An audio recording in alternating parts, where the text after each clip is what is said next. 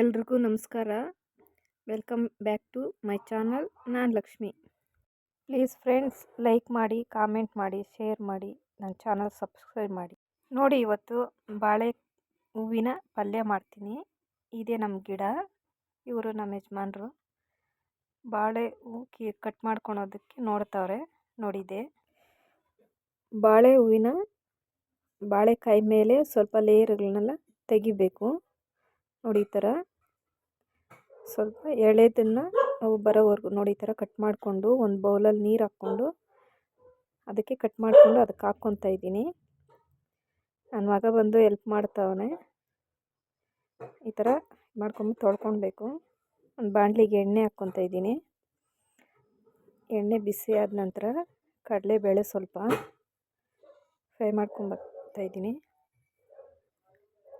ಕೆಂದು ಬಣ್ಣ ಬರೋವರೆಗೂ ಫ್ರೈ ಮಾಡ್ಕೊಬೇಕು.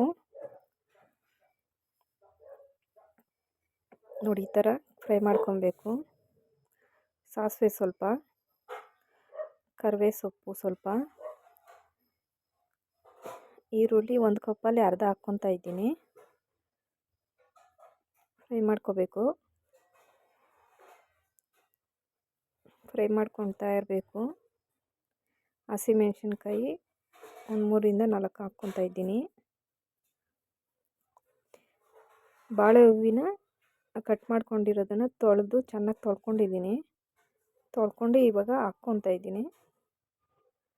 ಹಾಕ್ಕೊಂಡು ಫ್ರೈ ಮಾಡ್ಕೊಬೇಕು. ಎಲ್ಲ ಮಿಕ್ಸ್ ಮಾಡಬೇಕು. ಫ್ರೈ ಮಾಡ್ಕೊಬೇಕು.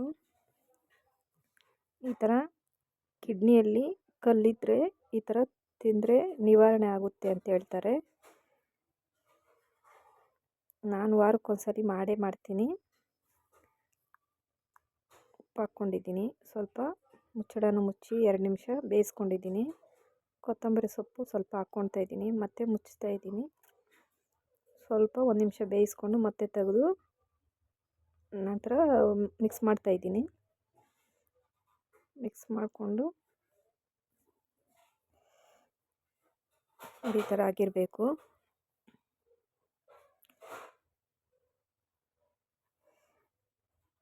ಆಯಿತು, ರೆಡಿ ಆಯಿತು. ಅವನೇ ನನ್ನ ಮಗ. ಅವನೇ ನಾವು ಅವಲಕ್ಕಿದು ಏನೋ ರೆಸಿಪಿ ಮಾಡವನೆ. ಅವಲಕ್ಕಿನ ತೊಳೆದು ರೆಡಿ ಮಾಡ್ಕೊತಾ ಇದ್ದೀನಿ.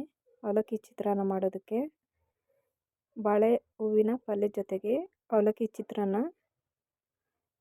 ಎಣ್ಣೆ, ತುಪ್ಪ 1 ಸ್ಪೂನು, ಕಡಲೆಬೇಳೆ ಹುರ್ಕೊತಾ ಇದ್ದೀನಿ, ಕಡಲೆ ಬೀಜ, ಕರಿಬೇವು ಸೊಪ್ಪು, ಸಾಸಿವೆ, ಹಸಿಮೆಣಸಿನ್ಕಾಯಿ ಫ್ರೈ ಮಾಡ್ಕೊತಾ ಇದ್ದೀನಿ, ಈರುಳ್ಳಿ, ಟೊಮೊಟೊ ಹಾಕ್ಕೊತಾ ಇದ್ದೀನಿ. ಹಾಕ್ಕೊಂಡ್ರೆ ಹಾಕ್ಕೊಬೋದು, ಇಲ್ಲಾಂದರೆ ಸ್ಕಿಪ್ ಮಾಡ್ಬೋದು.